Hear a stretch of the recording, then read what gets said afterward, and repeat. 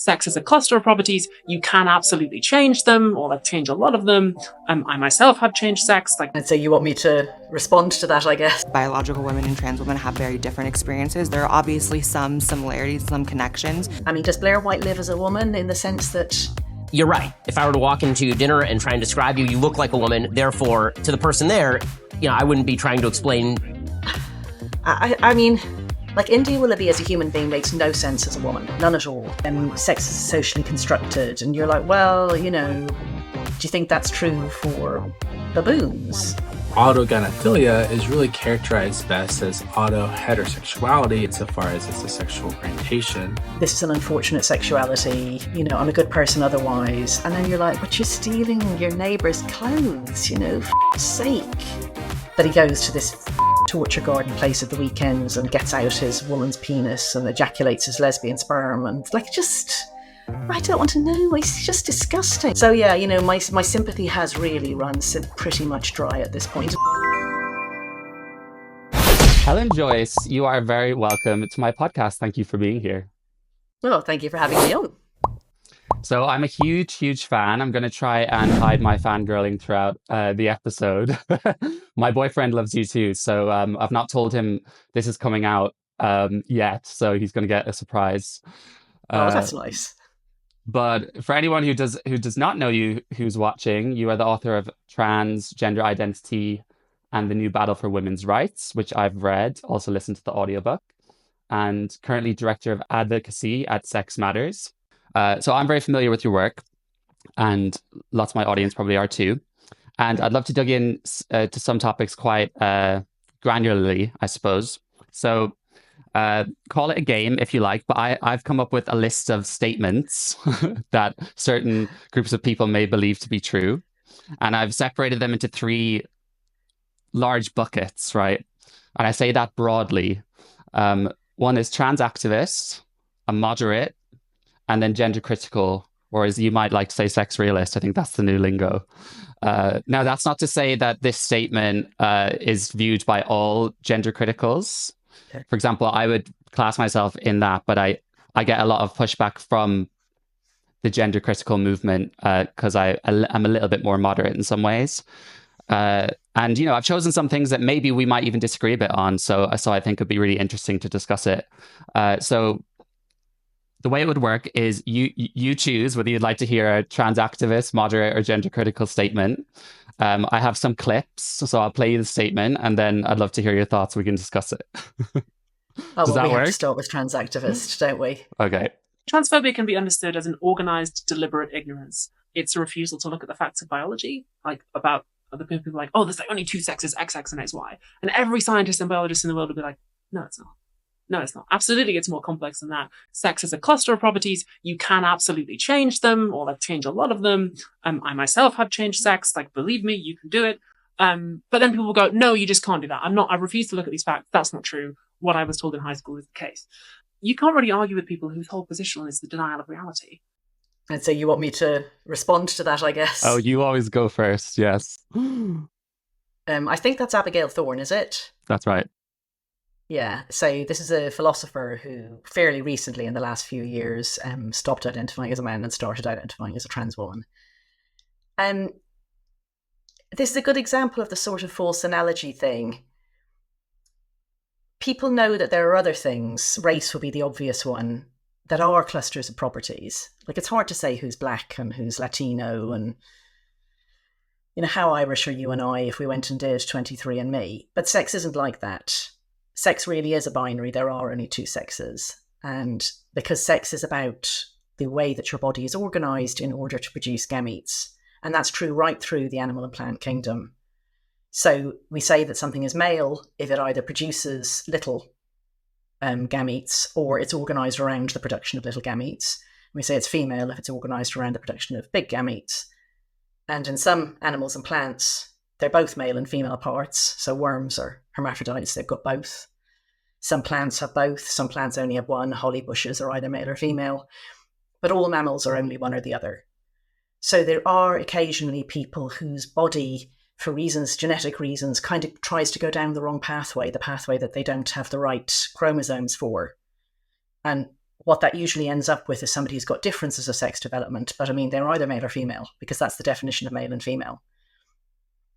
Now, what Abigail Thorne is talking about is changing some secondary sex characteristics by taking cross-sex hormones, and possibly some primary sex characteristics too, by getting castrated, getting his genitals removed and turned into something that looks a bit like women's genitals.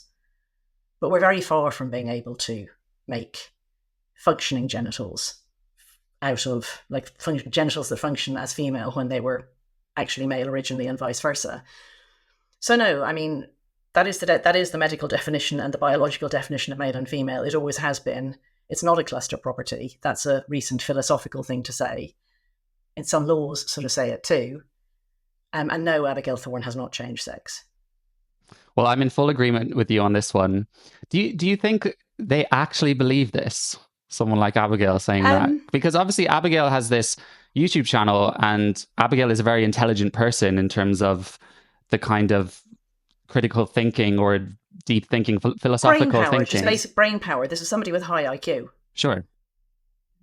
I think the cleverer you are, the easier it is to fool yourself. And that's not me making it up. That's a known fact. Like, there's a lot of research done on how we fit our beliefs to what we want, like our post hoc rationalizations. And I worry about this all the time for myself, of course. I think we all have to. And you can't really step outside it. All you can do is try and keep check of it. But what we have to understand is that people who identify as trans do so for myriad reasons. And those reasons are very compelling to them personally. So you ask, do they really believe it? It's like saying, do religious people really believe it? I think there's a real spectrum there. Like, there's people who say that they're culturally Catholic, or they like the smells and bells, or they find, popping into a church or a mosque or a synagogue useful at hard times in their lives. And then there's people who've organised their entire lives around the fact that they believe God, the second coming is soon, and they sell all their goods and head off to the mountains and whatever. And there's everything in between. So I don't know what Abigail Thorne thinks, really. I don't know where Thorne is on that spectrum. So I don't want to make a point about that particular person. I would just say that, men who transition do so for different reasons than women, and a variety of reasons. And those reasons feel very compelling. Yeah.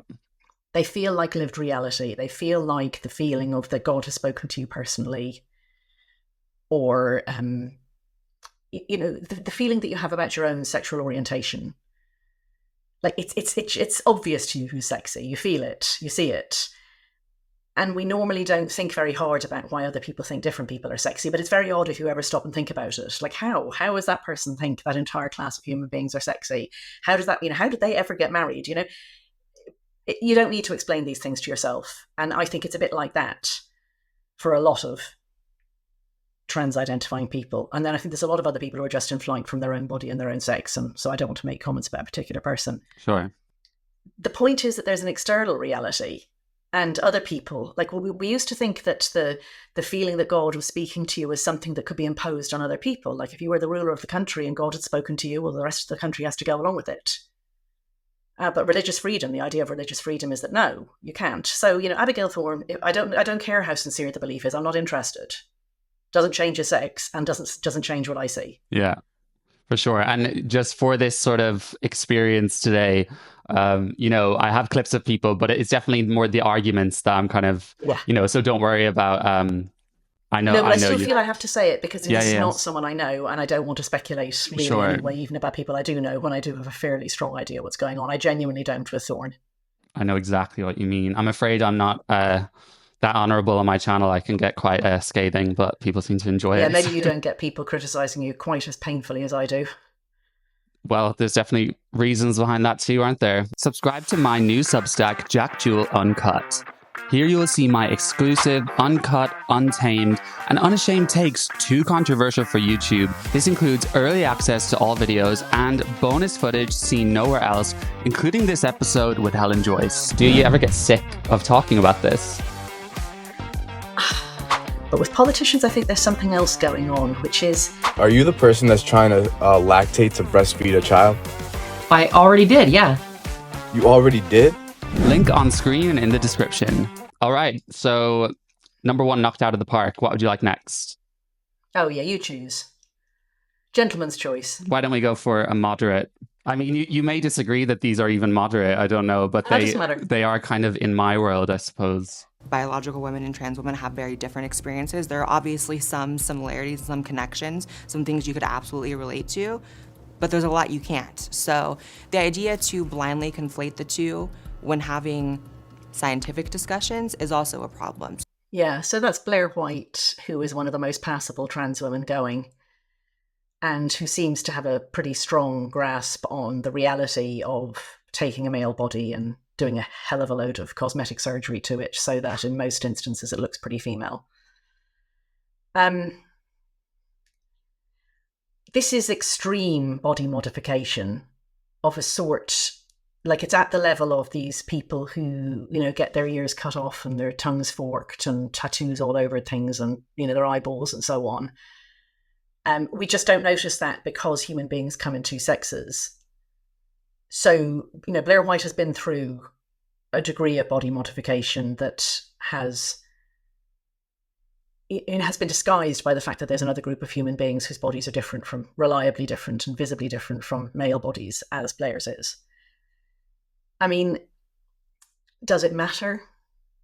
Like, if Blair is happy, Blair's an adult.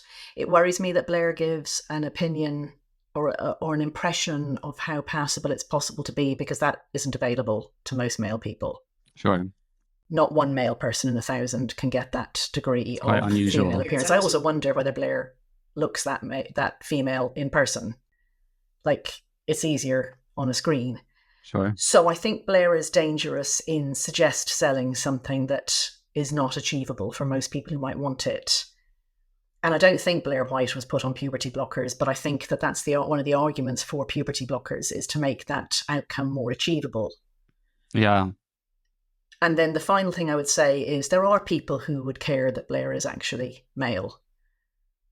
So again, not about a particular person, but if you have a set of beliefs, for example, you are Orthodox Jewish or you're a traditionalist Muslim person, it isn't enough that somebody has changed themselves to look as if they're female, if you have to interact with them in certain ways. And then there's a larger group of women who would feel quite off-put if they discovered that, for example, their doctor was actually a man but had managed to really convincingly pass as a woman, and that they found that out afterwards. Yeah.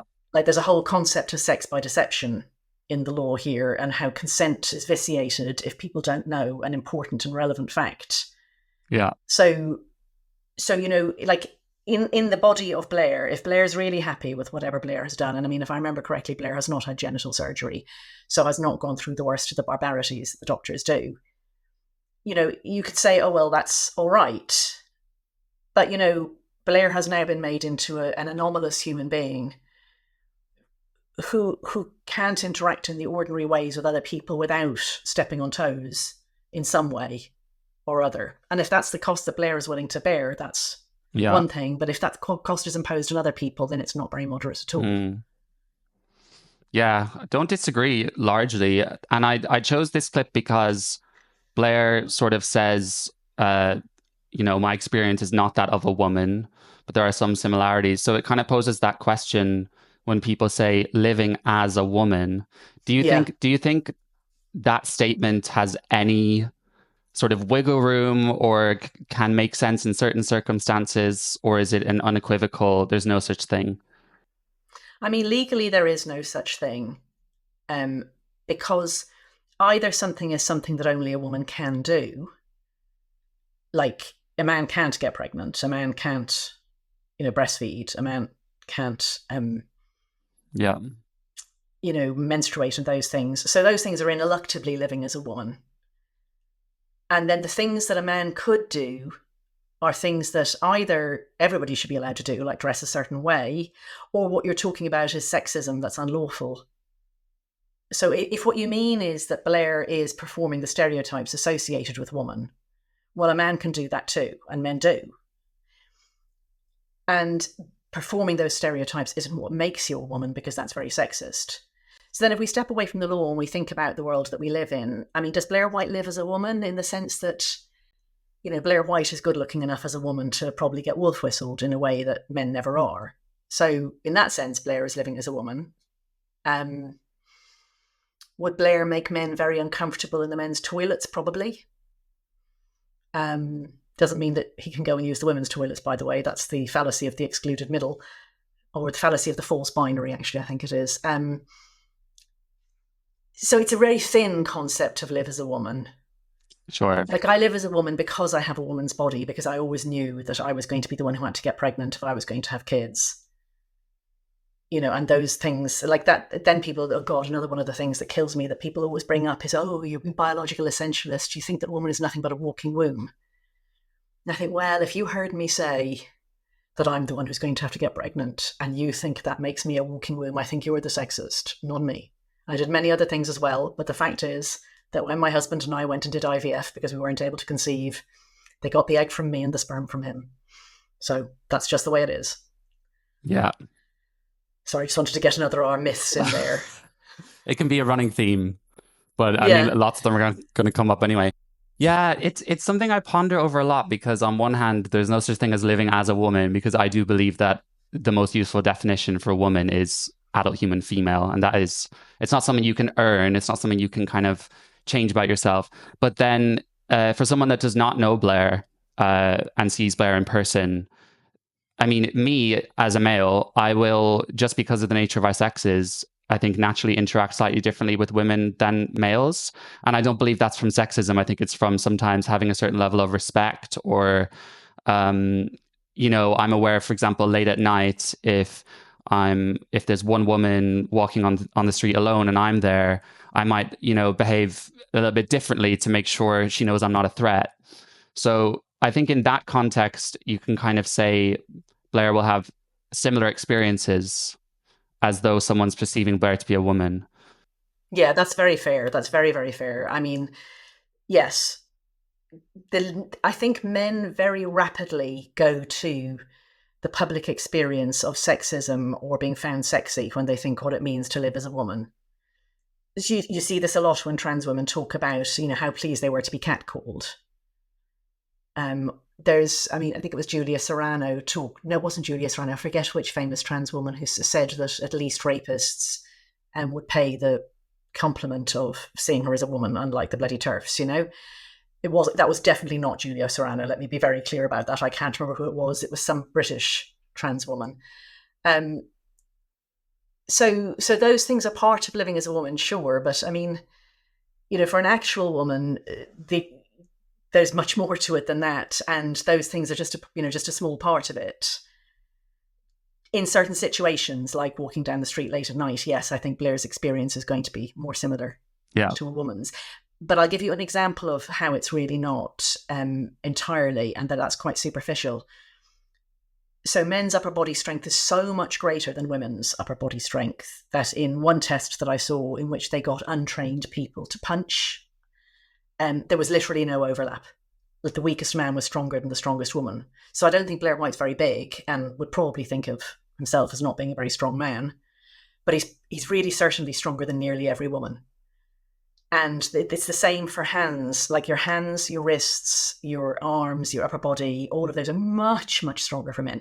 So Blair will really be outsized, really unusually strong compared with women, and just doesn't therefore have the same fear.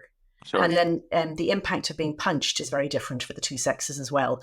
Women's necks are weaker, our skulls are more fragile, we haven't got as much of a brow, all these things are related to evolution. So the fact is that Blair is at less physical risk in situations where somebody might attack a woman. Now, of course, there's a whole separate set of risks for a trans woman who has male genitalia and who passes. Yeah. But they are not risks that any woman can experience either. They are entirely male risks. They are things that can only happen to men. So even in what sounds like the most plausible circumstances for Blair to be living as a woman, not really. Yeah, the analogy I like to use is, now we have oat milk and almond milk, right? So I drink oat milk with my coffee, and if it's on the counter, I'll say, "Can you pass the milk?" And I'm referring to it as milk. I drink it as though it's milk in a way, but there's still an understanding from all parties involved that it's not actually milk when you use the term of, it's from a mammal produced by a female mammal. Yeah, it's living as milk, isn't it? Yeah. But if you were allergic to milk or allergic to oats, you'd know the difference. And the nutrition is different. Like the number of Yes. calories is different, the And amount of protein is different. if someone only drinks dairy milk and then they accidentally drank the oat milk, they would probably Yeah. spit it out or notice straight away. So Yeah, and so there you're saying it depends on function and on other people's acceptance of it. It's more than just saying, oh, the word has shifted, because you're right. I mean, people do use the word milk now for a variety of substances. They know what they all are. But beyond that, oat milk and almond milk are performing the function of milk. But I mean, I wouldn't drink either of them. Absolutely bloody disgusting. So they're not performing the function for me, proper because I wouldn't Irish. accept it.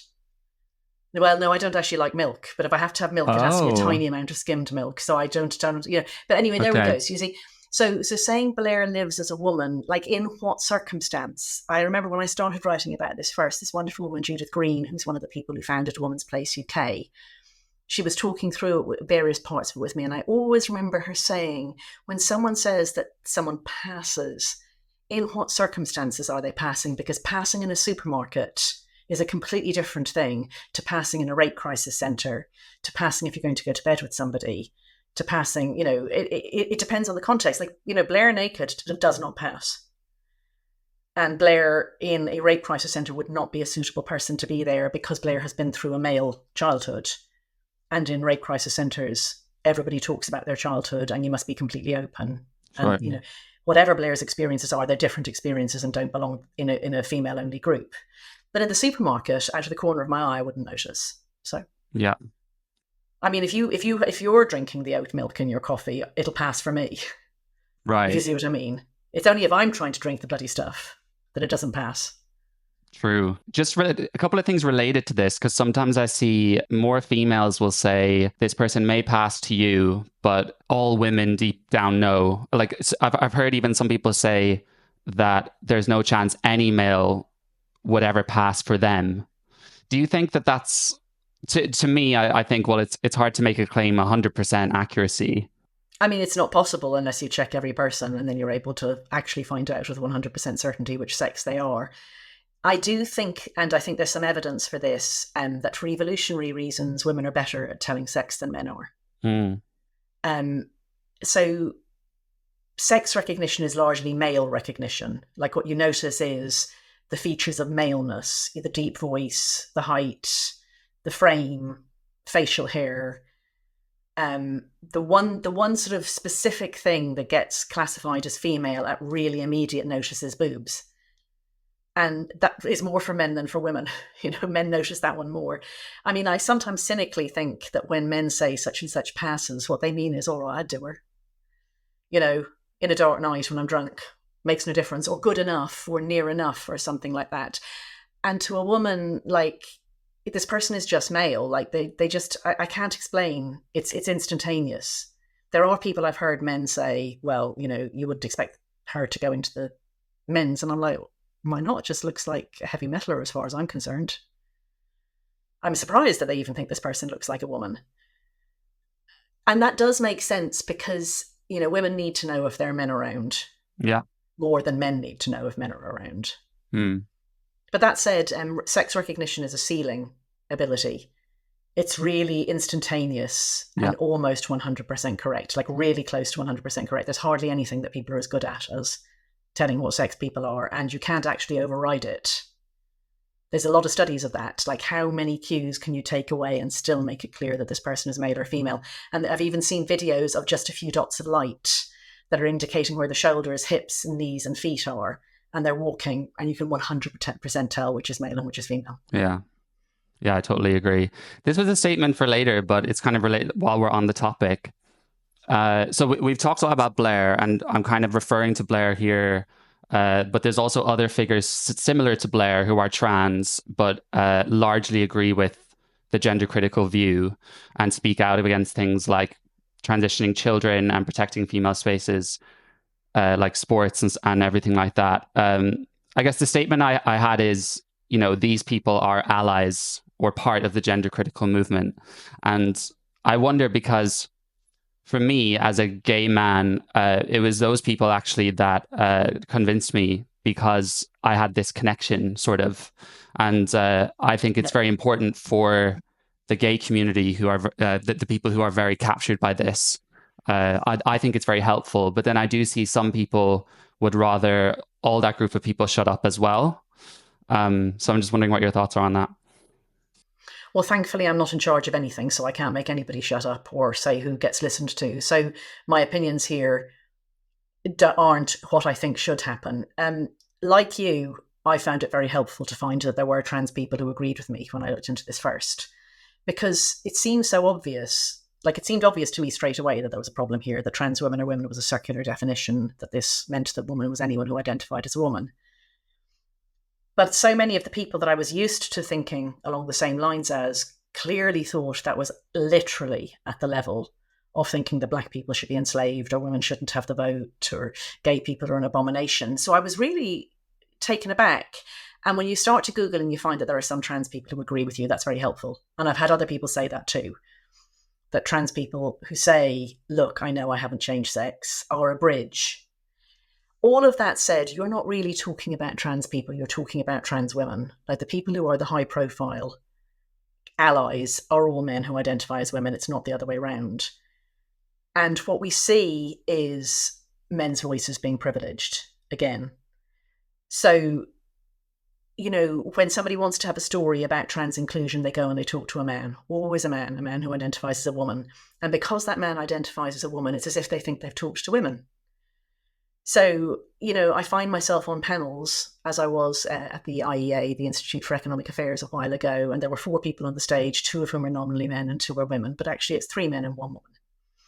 So it is a significant erasure of women's voices, and men don't see that because they think that these trans women are women enough. And then the last thing I'd say is that some of the highest profile trans women allies are people who have been pretty damn horrible to their wives.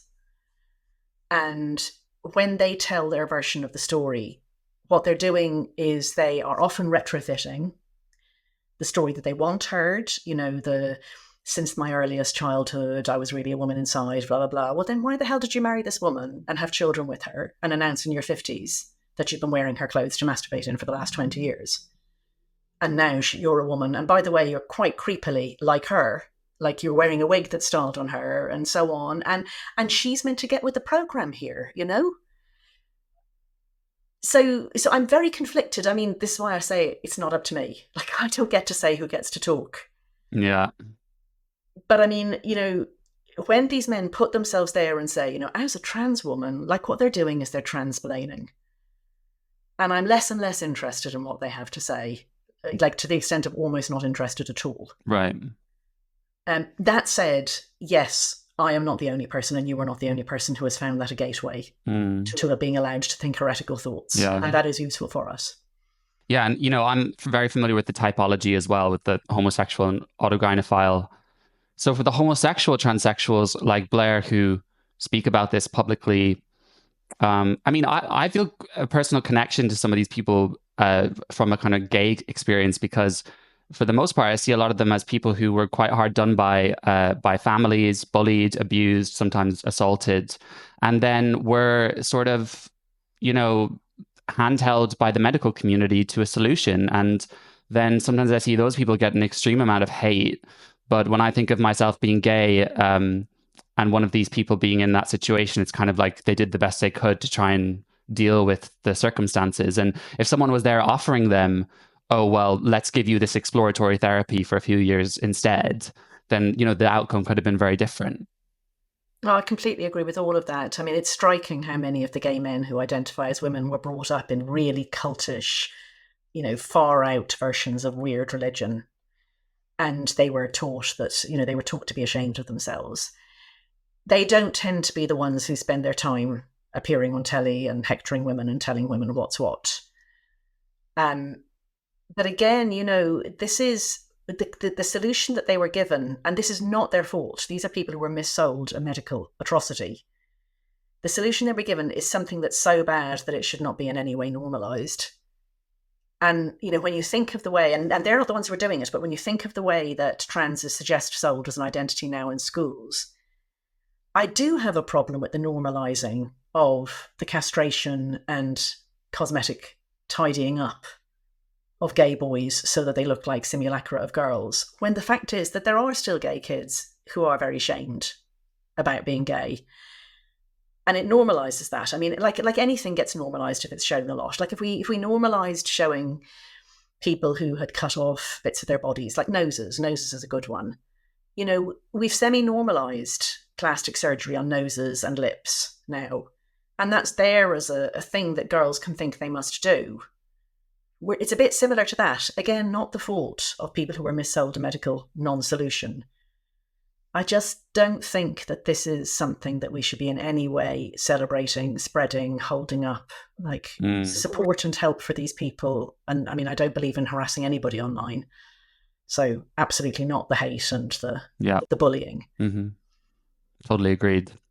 All right. Well, we've had one from the first two buckets. Shall we look at a gender critical?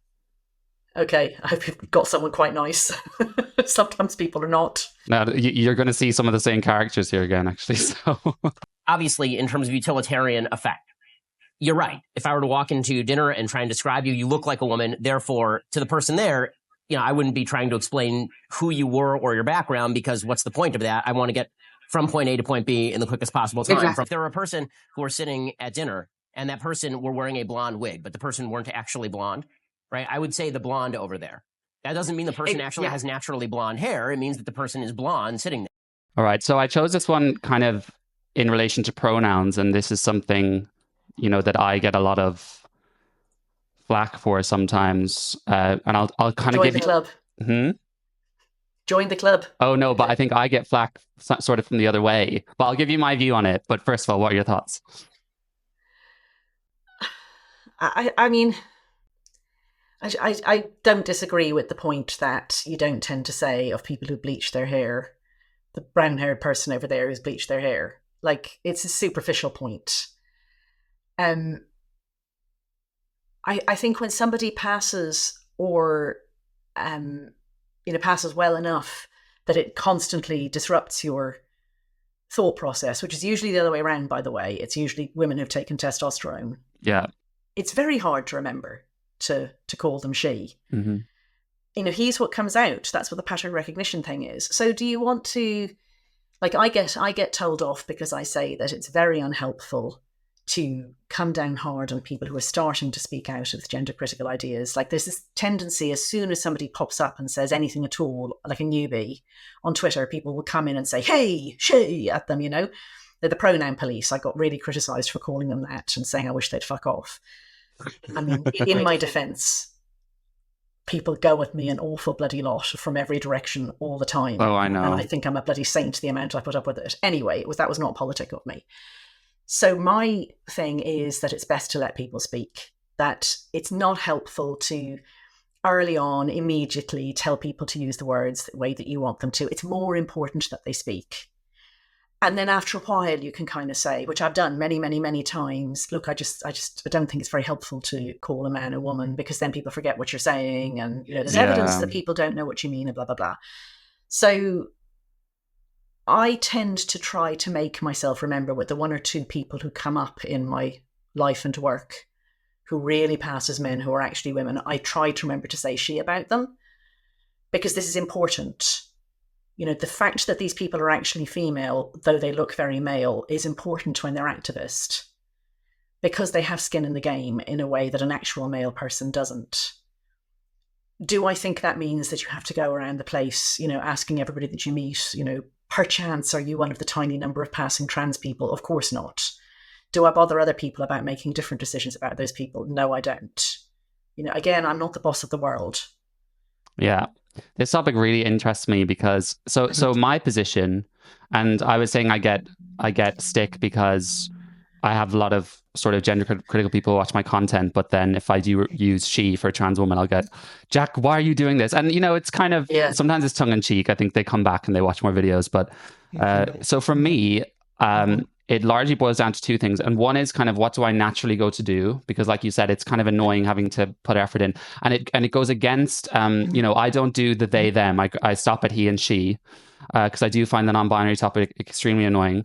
But it's not natural for me to remember to say they. So if I naturally say she for Blair, I'm kind of contradicting myself slightly in terms of just natural linguistics.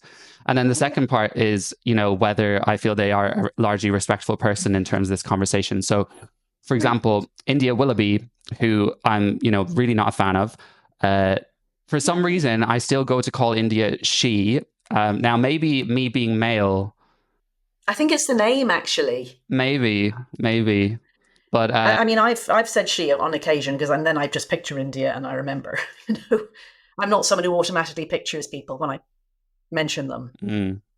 But I'll try and make a point in my head to misgender, because, and I think for me, I notice, people like yourself who are so prominent in this discussion, people who work trying to protect women's rights, legislation, it makes so much sense why unequivocally it is sex-based pronouns in those conversations. I think informally, if you're at a party with someone, for me, it's different. But then I do hear the argument too that, if I was with a passable trans woman at a Christmas party and I spent all night calling her she, and then she went to use the women's bathroom, then it would be very difficult for me to be like, don't go in there, because you've given away the language. But for me, I just think, why can't I just say to her, you're trans, you shouldn't be going in there? Like, for me, that's quite a simple thing. I feel like sometimes that argument from the gender critical movement it doesn't really work as much in real life. And I think when it boils down to it, especially in Britain, more people would not make a situation awkward than they'd care to admit, possibly.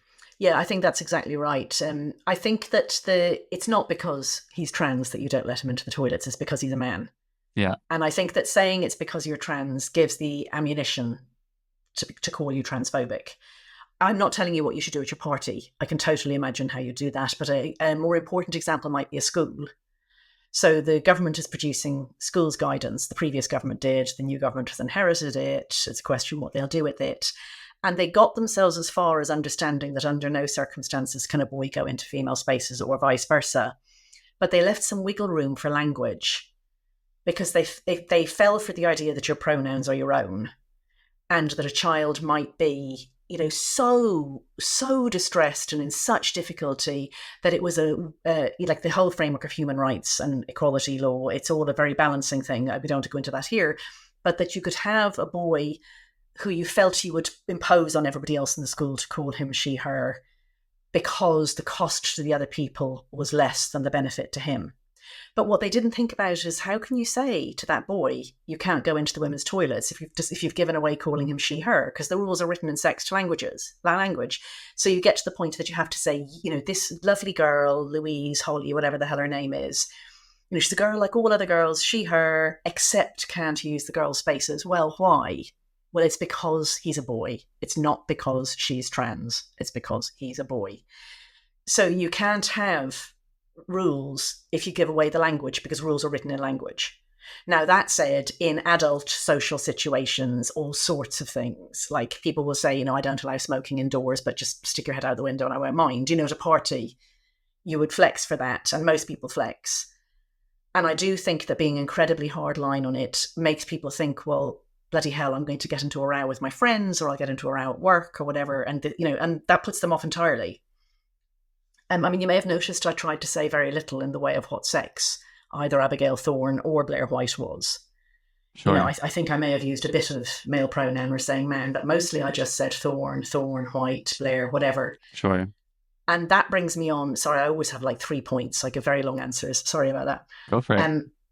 So, I mean, I've spent all the last 20 years and longer writing and editing. And the cardinal rule when you're communicating, whether it's spoken language or written language, is it's about the reader. And you as the writer, or you, if you're speaking, the listener, it's about the listener. What does the listener hear? And if the listener hears you being mean or saying something that they think is bigoted and then they switch off, you have not communicated. Like, maybe they're wrong to think that, but they're not wrong. You're trying to communicate with them. So I'm trying to get a message across. I want people to listen to me more than I want to, be right. I mean, I am right, by the way, about absolutely everything. That's a joke. But I just mean I want people to listen. And if I know those people won't listen if I misgender, then I don't misgender. You just and then avoid, I have right? to go.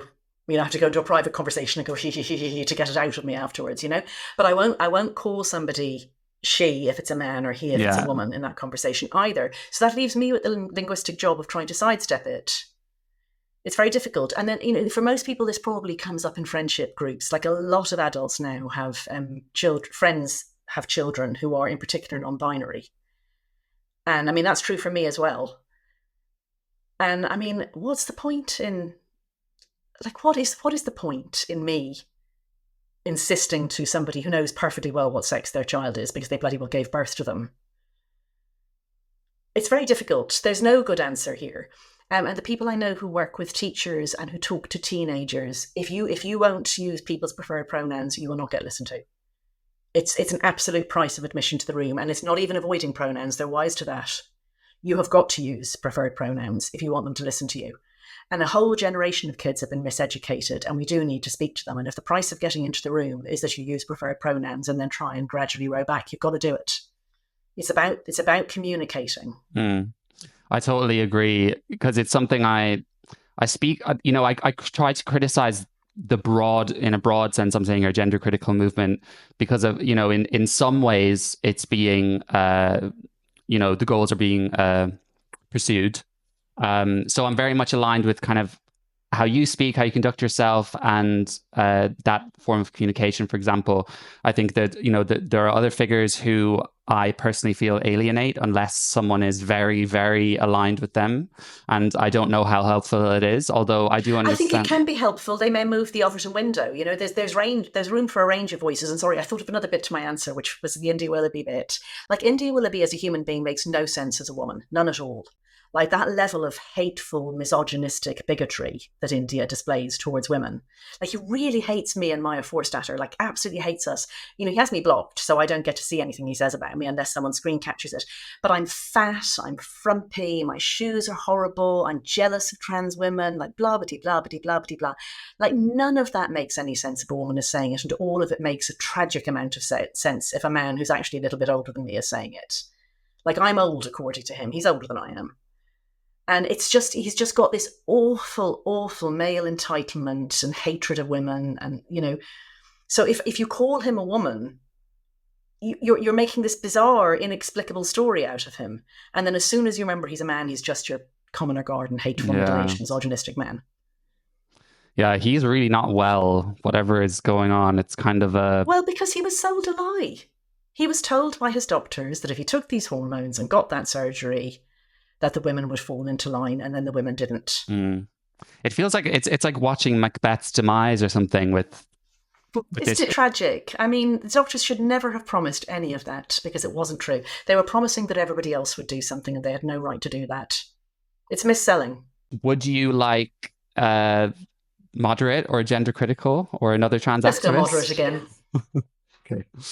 Autogynephilia is really characterized best as autoheterosexuality, as a sort of variant of heterosexuality insofar as it's a sexual orientation. Even Ray Blanchard, said, and I can pull up a quote about this, he said that autogynephilia is best characterized as a sexual orientation and not merely a paraphilia. What are your thoughts? Yeah, interesting. I mean, it's an ostensibly God, the word has just gone from my head. Like, it's not an opinion, it's a fact. What's the word for that? Like, it looks like it's a factual statement that this is an orientation rather than a paraphilia. But I mean, that begs the question: what's the difference between an orientation and a paraphilia? And I don't know, like, there's probably, in fact, I know there are people who've tried to pin that down, and, maybe people will agree with them, but, to me, the difference between having a sexual orientation and having a paraphilia is a sexual orientation is something that leads you towards what is potentially a fulfilling adult relationship, right? It's why it's fine to be gay, just like it's fine to be straight, but why it's not fine. Well, I mean, fine, who cares in some respects, but like why it's not an orientation to have a rubber fetish. Like, you have to have an orientation in which you would experience your rubber fetish if this is supporting, full human flourishing. Like this is just my non-expert opinion, okay? So then is paedophilia orientation? Like this is a linguistic question, but it's also a serious question. Like why are people pedophiles? There is some research on it, and the research does suggest that at least some people are some men, almost entirely men, are stably attracted only to prepubescent human beings. So you could call that an orientation as long as you then go on to say, but it's an orientation that can never be fulfilled. You're not allowed to act on it. Or you could say it's a fetish if you believe that it's something that's come out of bad life experiences or that it's been coached by porn or whatever. So there's a long way of saying I don't think it tells you very much to say whether this is an orientation or a paraphilia. Like it could be that pedophilia is best understood as an orientation, but it's an orientation that we outlaw outright. But that it's has enough similarities with being gay or straight that's where you would put it. Or you could say, look, no, we're only going to give the word orientation to things that support healthy, consensual adult relationships, in which case, no, paedophilia isn't. Or you do research and you find that paedophilia is created through the sorts of experience that might create a paraphilia. So, I don't know the answer to that. I do know it makes no difference to whether it's okay to sleep with children. It's not okay. Yeah. So I don't know why someone would want to be so insistent that this is an orientation rather than a paraphilia, except that the orientation sounds nicer. But that's not my point. My point is, what does this do to you and what does this do in society? And I mean, we can't ban somebody from feeling very sexy when he puts on women's clothes. But is he then going to bring that out into the world? I guess what I'm thinking out loud here, because this is a really interesting question, I guess what he's trying to say is, you used to say that gay men couldn't, inverted commas, flaunt it. Like, it's fine if you're at home, but don't bring it out. Don't kiss in public. Don't hold hands, da-da-da-da. And what he's trying to do is he's trying to put autogynephilia in the same bucket as that. You used to be told, keep it at home, keep it in the bedroom, but now I'm bringing my orientation, because that's what it is, out into the world, and you must accept it the same way that you accepted gay people, or the world accepted gay people some decades ago. Maybe that's what he's saying. But I mean, they're not the same thing. We can decide each of them separately. This is something So that's my very uninformed, off the top of the head. That's all right. This is something I keep coming back to, because for me, it seems like the distinguishing it is quite relevant. As paraphilia, I understand they're normally referred to in relation to like fixed objects, very specific things, like like you said, rubber, or I mean, I don't need to give more examples. You know exactly what I'm talking about. Well, we'll stick with that one, shall we? But then if you have someone who could largely fit in this autogynephile bucket, and they kind of just get off on it by sometimes wearing the clothes, and it becomes nothing more to them, then maybe it does sit more that way. But I just keep coming back to this thing of, why would a man, castrate himself, nuke his testosterone, and still continue to, desperately want to be a woman or live like that? And also, I think, people will conflate it with pedophilia, and I can conflate it from a neutral, mindset, in terms of, I'm not putting the moral question on it right now. I'm just saying, a male sexuality is fixed towards something and it is immutable, and there seems to be evidence that it is. And then, I feel like autogynephilia is being misrepresented on both sides, because trans activists say it doesn't exist. And then there are some people on the other side who believe it is always a constant perversion. If you're in the company of an autogynephile who's dressed in women's clothing, or feminized himself a bit, even if he acknowledges that he's AGP and does not identify as a woman, you're being coerced into a sex act. And then I've spoken to autogynephiles who feel this way. And research, I mean, you can obviously take it, you have to trust someone's word, right, online and everything like that, so it's only so much you can know. But even looking on the AGP Reddit and stuff, you can tell that I'm really trying to understand this thing.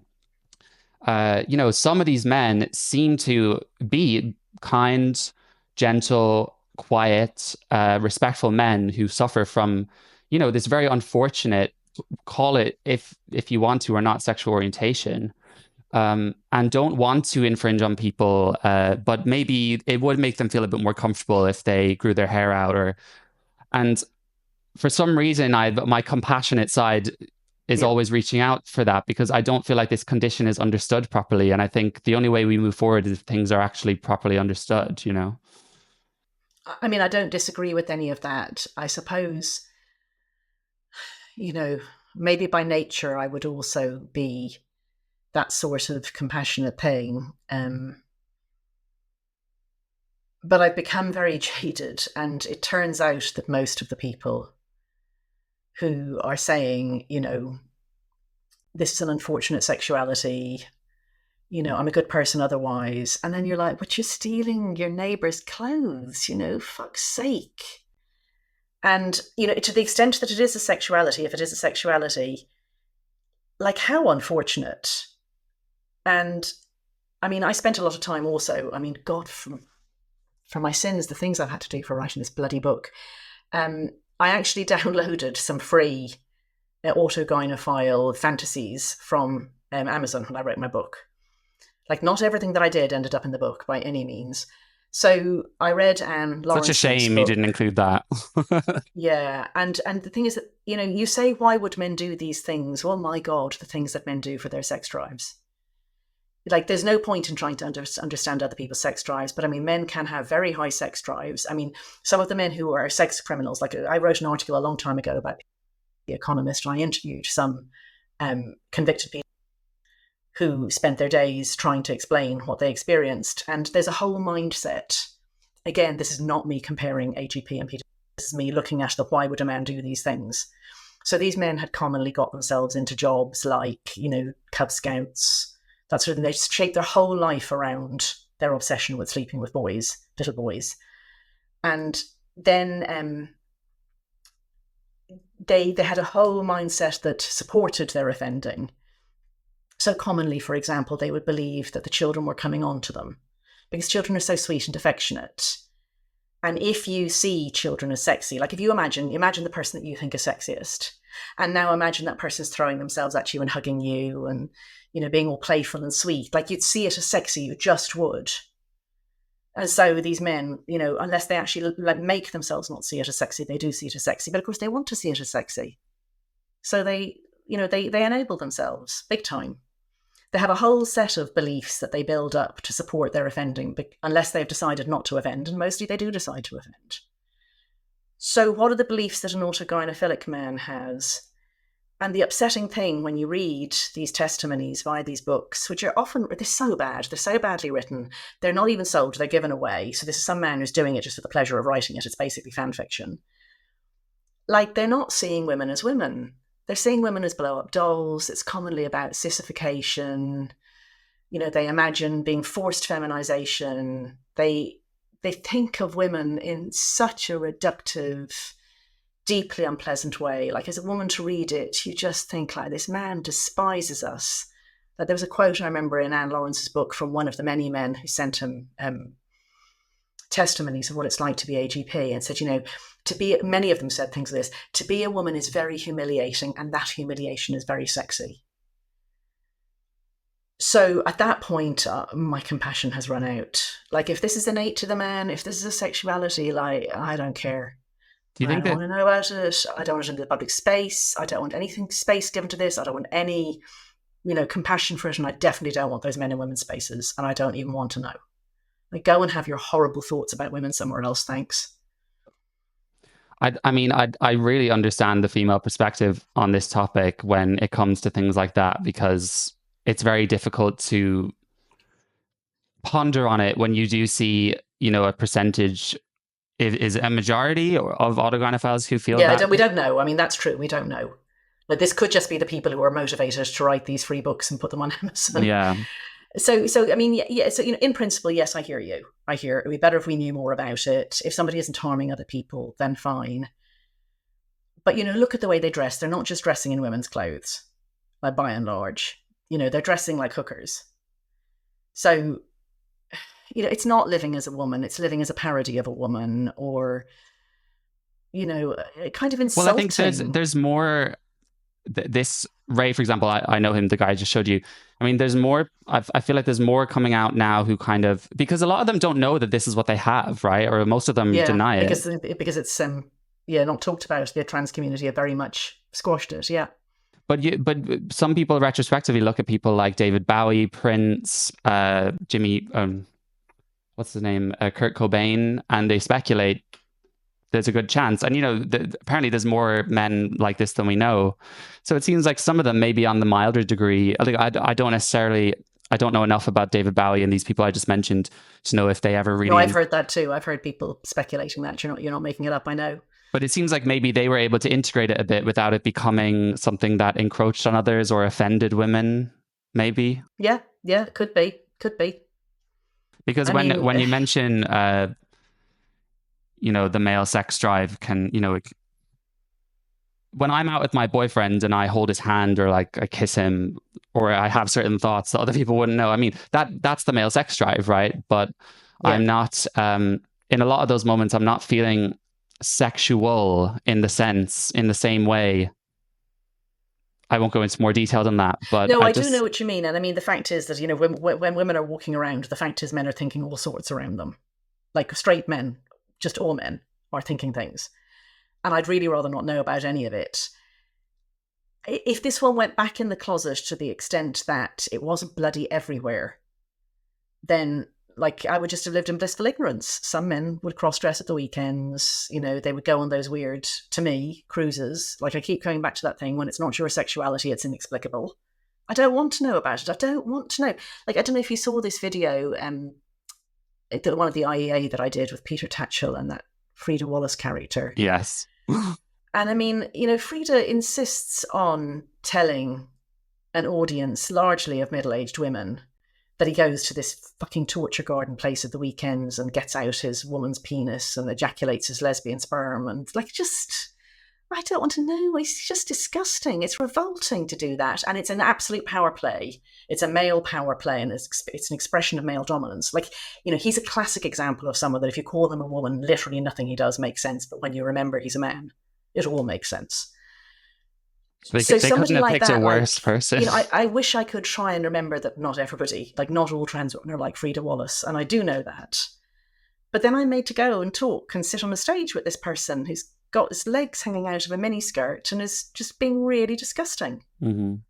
So my sympathy has really run pretty much dry at this point, and I know that's not right because there are young men who are trying to find themselves. I suspect I'm just not the person to help them anymore, if I ever was.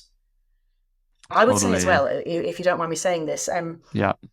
So there's a whole thing, are there men who are anything other than AGP and homosexual, transsexual?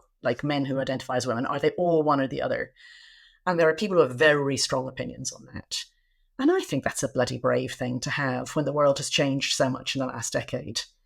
Obviously a lot of trans, and we recognise this when we look at girls, is a social contagion. It's a culture-bound syndrome, and it's been created in our culture, this online culture where girls are coaching each other in nonsense online. I don't see why there shouldn't be a novel presentation among boys as well. These, somewhat autistic-y, very online, somewhat socially awkward boys being coached by older men, spending all their time as avatars or whatever. They might be neither. They might be just, a third presentation. And I mean, I'm just speculating there, but I think that anyone who says that I'm wrong there, well, I mean, how do they know? Have they gone and looked in every bloody bedroom where boys are pretending to be girls in the entire world? Because no, they haven't. Yeah, I mean, my thoughts on that, because I've also read, I think Aaron Terrell, is that his? He, she. That's someone I want to call he. Yeah, because it absolutely disagrees with me on this. But I mean, Aaron doesn't know and can't know. Yeah. And that's something there is, I know that it's not relevant really for females in this conversation to really try and understand male sexuality. The priority is get out of my spaces, you guys need to. Yeah, but it is still important. But so maybe that's why I'm more interested in it being male. But I think there's this idea, you introduce the pornography to them and then it could, or you groom them and then it could lead to this.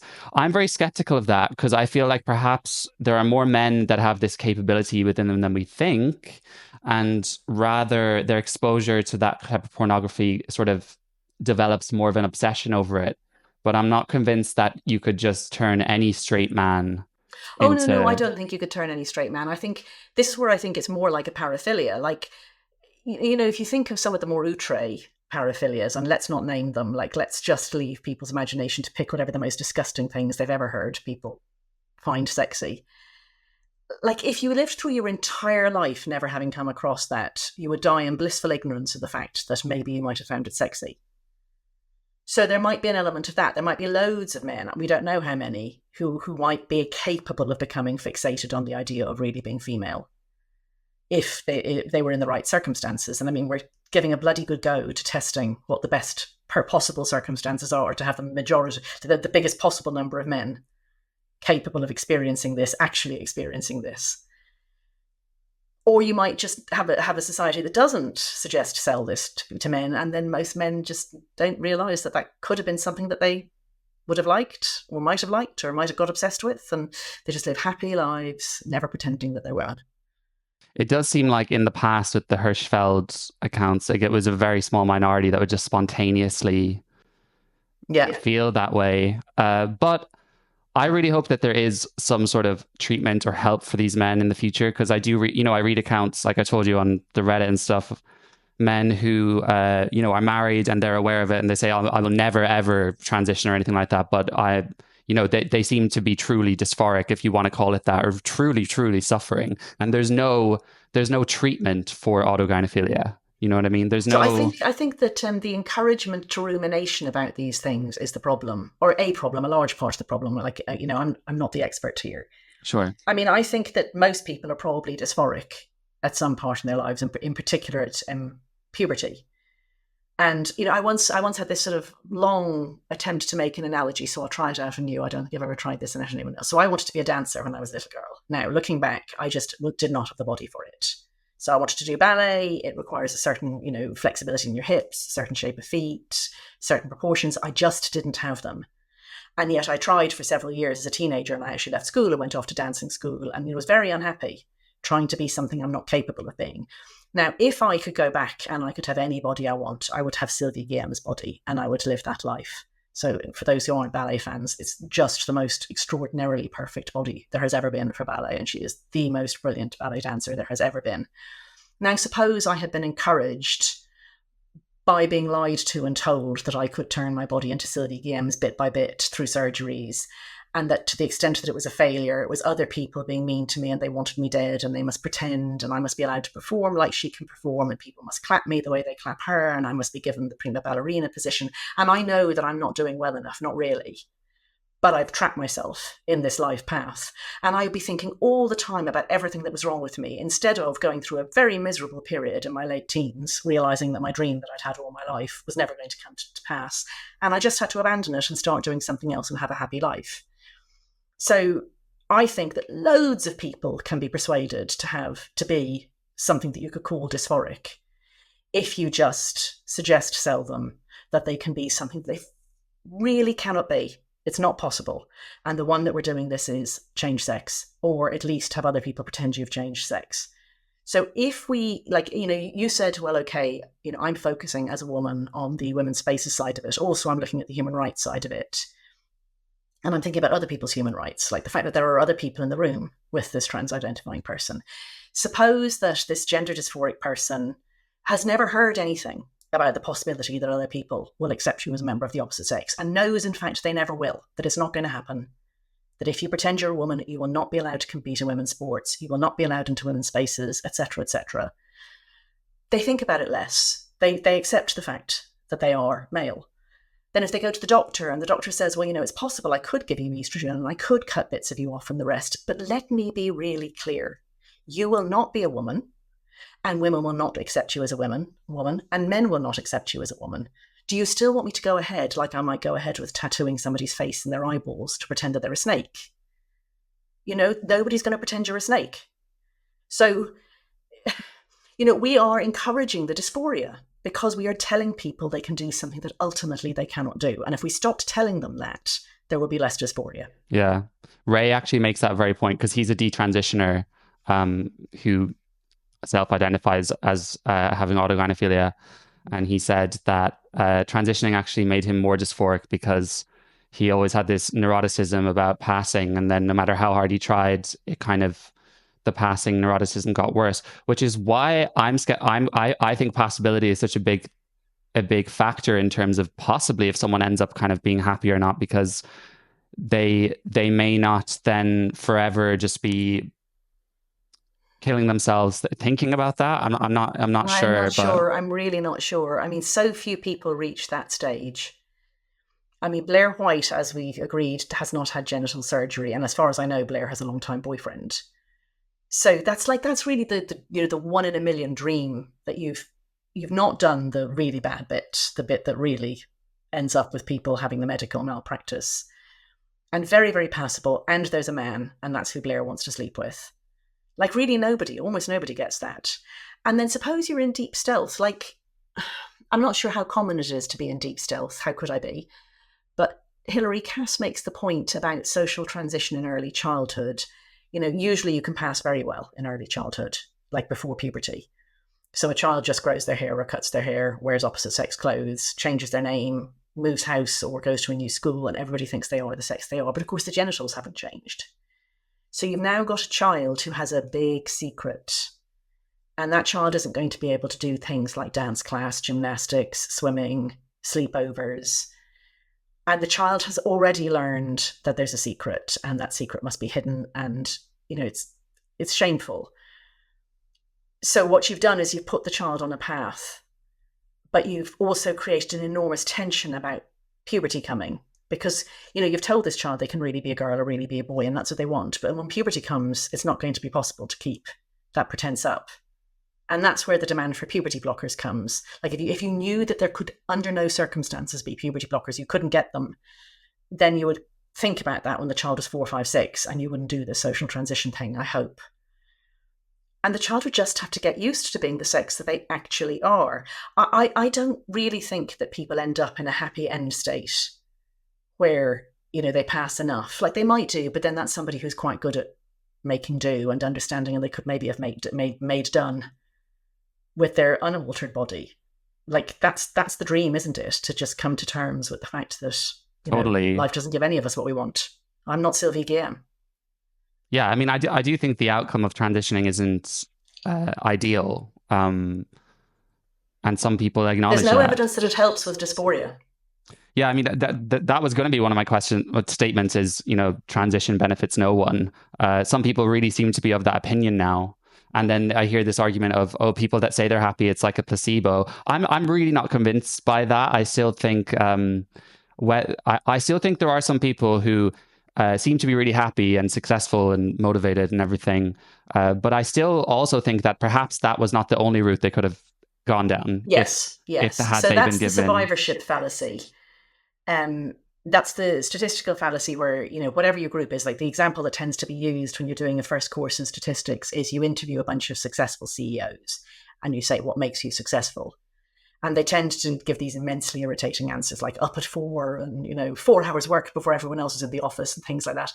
And then you follow them, and those people don't any more than other CEOs tend to do well in the future. Because you picked the survivors, you picked the people who were already successful.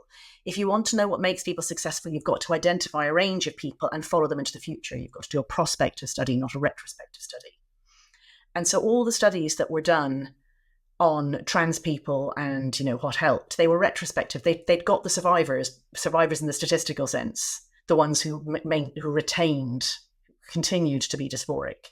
And they missed all the people who had worked it out some other way. And then they didn't follow them forward anyway, not for long enough anyway. So, you know, so there's just no way of saying this person could have done a different path. That requires you to have a control group. Like, no good studies have ever been done that demonstrate that this is, you know, better than alternatives, or that we have any reliable way of telling which people will continue dysphoric or any of those things. It's all just survivorship fallacy to the extent that anyone's even bothered looking. Yeah, I can't disagree with that. Well, I know we're sort of at time. Do you have time for one more? Or shall we wrap it up? Yeah, sure.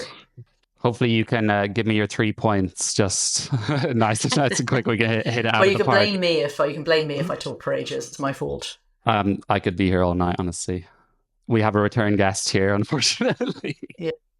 And then you'll have people who go, oh, like self-ID is a threat to women. It's like, okay, well, here are the stats from like the dozens of countries that have already adopted self-ID. There's no proven threat to women at all. There's no evidence for this position at all. People go, no, refuse to look at that, won't do it. Oh, self-ID would be a threat to women. And then everyone goes, well, actually, stats prove that that isn't true. If anything, not having it is a threat to some women, mainly trans women, right? It's like, I mean, there's like about 5 statistical fallacies in there.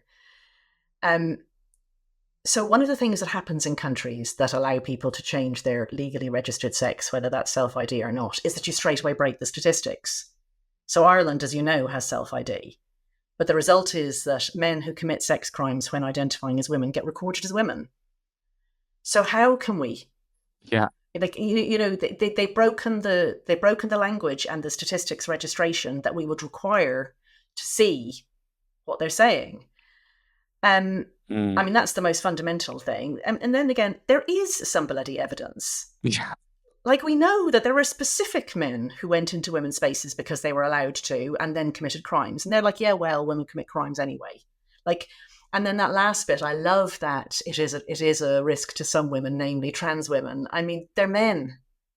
Yeah. Like, what? That's just linguistic fuckery of the highest order. Like, you know, that should be beneath anyone who's had a first course in philosophy. But that's, I mean, the example of that one that I loved the most, I just thought it was absolutely classic. Do you remember that character called Veronica Ivy? Rachel McKinnon was his previous name. Oh, God. Canadian, amazingly philosopher who did cycling and won some women's races. Yeah. He said that he wasn't just female, he was biologically female because he was female because it said it on his paperwork. And because he was biological, he was a biological female. Yeah. It's like, oh, come on, like, give me some good competition here, would you?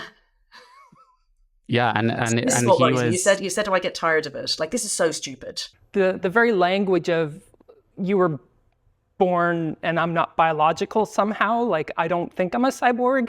So, like, this idea that, like, oh, you're not a biological woman. Well, I am a woman. That's a fact. I am female. So all my identity records, my racing license, my medical records all say female, right? And I'm pretty sure I'm made of biological stuff. So I'm a biological female as well.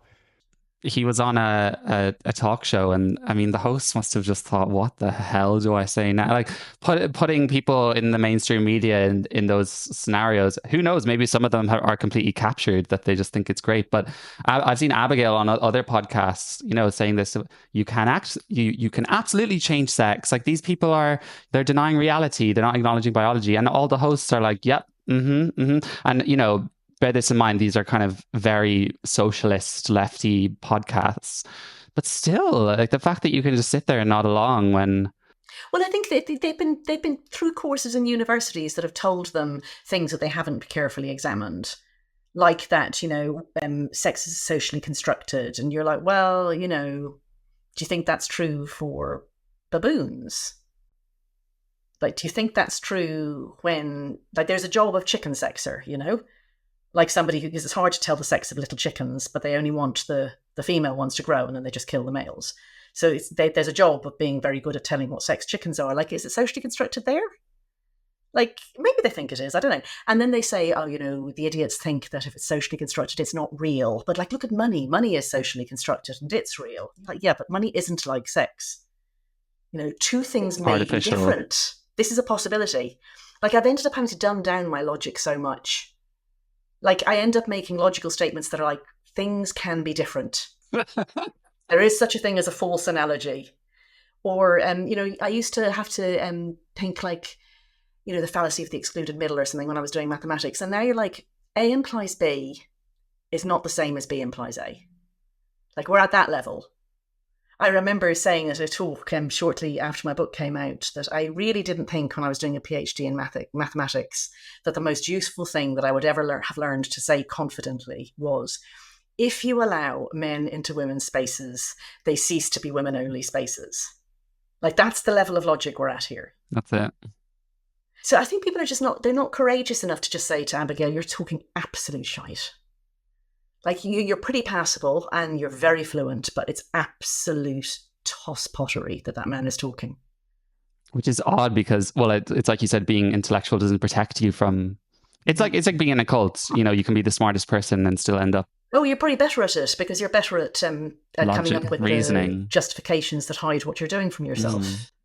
It makes it, broader than trans. It all makes me sad to think how, in this day and age, it's like we've become so removed from our bodies in a way with technology.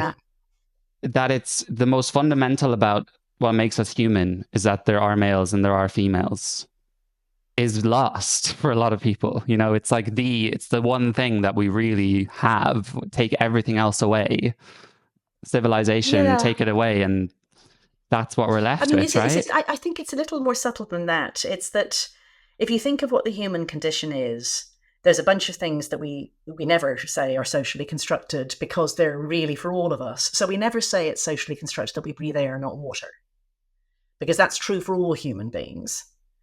And we don't say it's socially constructed that you're going to die. Like, and I mean, actually death, there is a bit around death where you might say of a particular person, like, is it brain death you're talking about? Is it the heart? What about somebody who's on life support, where if you took them off life support, would they be dead? Like, that's very like intersex. Right. Yeah. This happens to all of us, like 100% of us. So we don't bollocks around with it. But because we come as two sexes, it's the only fundamental thing. It's literally as fundamental as breathing air rather than water or dying. And yet you can think about that it's possible that it could kind of change because there's another version. Sure. But I mean, the fact that I'm female is as much a part of me as what I breathe and that I will die. So I see a lot of it as being railing against the human condition.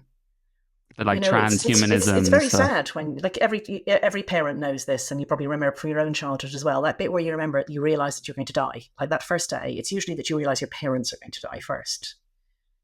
And that's an awful thought, like that one day they'll die, and then you think one day I'm going to die. And you could see a lot of human activity as being trying to distract yourself from that fact. Yes. I sort of sometimes think that some of these men are pretending they can be women to distract themselves from the fact that one day they're going to die. You know, it's a railing against the human condition. Yeah, because if you can surpass that. Yeah. My final question is, because both of us are Irish, right? So I have obviously a keen interest in that. How the hell did self-ID come to pass when we had to have a referendum about gay marriage? Surely we would have had to have a referendum about that too. No. So we have as you know, we have a constitution. So I'm saying these things for your listeners, not for us. You know, we have a constitution, and the rule is that you have to have a referendum if you want to change the constitution. And the constitution was written in such a way that marriage really mentions the men and the women. Like it was. So if you want to change that, you've got to change the constitution. The constitution didn't say anything about what women and men were. It took those words as fundamental and are not in need of definition. And I mean, in all laws, there will be words that you don't have to define because we can't speak defining everything, because then we'd have to define those words and there'd be an infinite regress. So man and woman were words that didn't need definition. And then we went through several decades of linguistic queer theory fuckery. And those words became, in the jargon, troubled. And people said, well, what do these words mean? And you could just bring in a law because they didn't have to change the constitution. Oh, okay. Right. And so why did it happen in Ireland? Well, so there's this international, what you might think of as a ratchet in all social affairs, and actually in economic and political and fiscal affairs too. Like ideas pop up somewhere, like a currency board or targeting inflation or unconditional cash transfers or something. And then these things get trialed in a country. And if they do well, they get spread by these international NGOs and charities and think tanks and so on. And then they get picked up elsewhere. So a lot of the time that I was at The Economist, that's what I was writing about. You know, there's this policy, the Bolsa Familia in Brazil. How did it work? Should other countries do it? Etc., etc. So there's a big movement of international human rights lawyers who did this with gay marriage. They did it, they're doing it at the moment with assisted dying, and they did it with self-ID. And they're still to some extent doing it with self-ID. They write model policies, they hold international conferences, they suggest sell it around the place. And there were people doing this in the 2010s all over Europe. So the 50 or so, nearly 50 countries that come in the Council of Europe. And Ireland was the one that fell. It was the one that they got, like they tried it in loads of places. And we were going through that bit where we were bringing in divorce and abortion. And so there was a lot of focus, and both of those needed referenda. And there was a case in the European Court of Human Rights, that we hadn't responded to for quite a long time, of a man who had gone through surgery and identified as a woman. And we had been told by the European courts that we had to give him a female birth cert, and we hadn't done it. And all these things came together, and we ended up with this sort of model policy of self-ID that was landed on us and kind of went through on the nod. So a very small committee that was just a few people, and this was a model policy that was just handed to us. And honestly, they tried loads of other places too. And the only places before us were Malta and Argentina. But like Ireland has that, everybody knows us, everything's really friendly, we're so nice, we're developed, we're not corrupt, we really are, but anyway, they think we're not, So we were the poster child. So in 2015, the global movement for self-ID got its poster child, Ireland. And most Irish people still don't know. Yeah. I mean, I didn't until I read your book. And it seems like in Ireland, because, I left there a long time ago, but once an idea catches hold in Ireland, I know people don't know about that, but when you look at the wokery, it seems like Ireland kind of went from no woke to then woke, kind of overnight. It's very spread like wildfire, in my opinion. Yeah, but only in like D2, like only in that bit of Dublin. Do you think? So, we had this referendum recently on removing the word mother from the Constitution. And the thing is, the stuff about mother, it's old-fashioned language, but what it's saying is good. We wouldn't write it that way now, but there was no need to take it away. It wasn't holding women back. And only one constituency in the whole country voted in favour of the change, and that was a change that was supported by every mainstream political party. I know. And that constituency was Dunleary. So for listeners who don't know, that's pretty rich. Well, one of the richest constituencies in Ireland, just a little bit south of central Dublin. And it voted, I think it was 50.2% voted to change against 49.8%. It was 50 point something. And every other constituency in the country voted not to change. And this is not usual that the nation votes so overwhelmingly against something that had been very sold by every political party. So Irish people are actually quite socially conservative, which is one of the reasons that the self-ID thing, most people don't know about it because people aren't taking advantage of it. But if you leave it the way it is, like a few men have taken advantage of it big time and have got themselves into women's prisons despite the fact that they're rapists. If you leave it the way it is, like that social norm that people don't transgress, men don't go into women's spaces, that will chip away. And maybe in 30 years' time, or even 20 years' time, it'll be gone, that social norm. And then it's very hard to get it back. Right. Hopefully. It gives me hope for Ireland anyway, if that is the case. But, I do, even as a gay person, I meet more gay men here who are, secret, center-right gays or secret reform voters. And I've realized there's far more out there than I knew. And obviously, as you can imagine, I've lost friends due to this. But the amount of connections I've gained has been, I didn't expect that.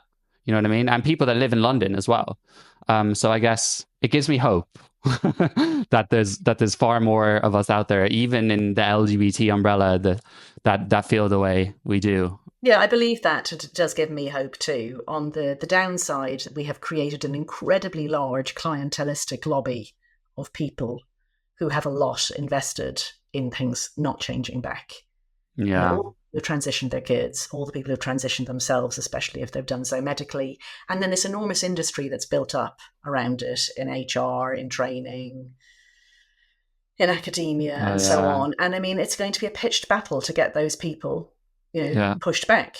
Mm-hmm. But anyway, we've no choice but to do it. So, Helen, this has been an absolute blast, and we only got through a fraction of the statement, so maybe we can do this again sometime. But it was so much fun. And I will try and keep my answers shorter. But I always have another thing I want to say. I should put that on my gravestone. And another thing.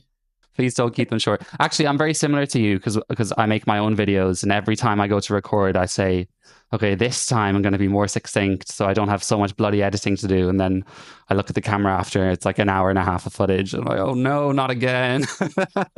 Isn't it a shame that there isn't an international competition of some sort, ideally the Olympics, in, talking fluently, non-stop, pretty much any topic for 90 minutes? Because we would wipe the floor with the rest of the world.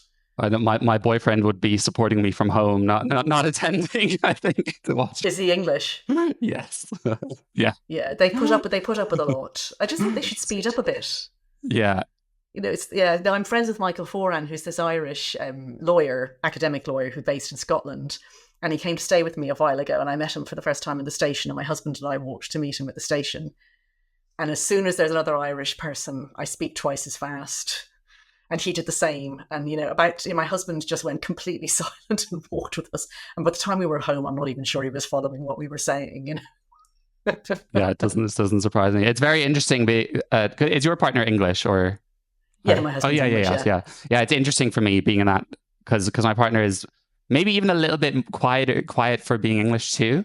So it's definitely... Yeah, mine probably too. He's quite reserved, yeah. And he speaks slowly. Yeah, but I really have to think about it because I hate that feeling after a whole day of just thinking, God, have I just like not stopped talking at people for the whole day? How long have you been with him?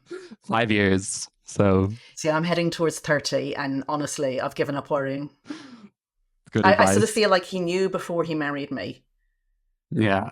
If there's something that you knew before you married or settled down or bought it together or whatever it is you're going to do, then you've no right to complain about it. This is my self-justification anyway. I'll just show you this. It was my birthday recently, and my colleagues got me a key happy ring. Birthday. This isn't the key ring, but it's the bag that it came in, and it was specially done. So it says, somewhat sweary and remarkably articulate. So that's what my colleagues think of me. I love it. It's a very good descriptor. All right, I'm going to go. I've stayed nearly a half an hour longer than I said. It was lovely to talk to you. Thanks, Jack. Thank you so much. I'll be at the GenSpec conference, so hopefully I'll meet you in person. You will. Brilliant. All right. Cool. Have a good one. Thank you so much. I appreciate it so much. Welcome. Thank you. All right. Bye. Bye.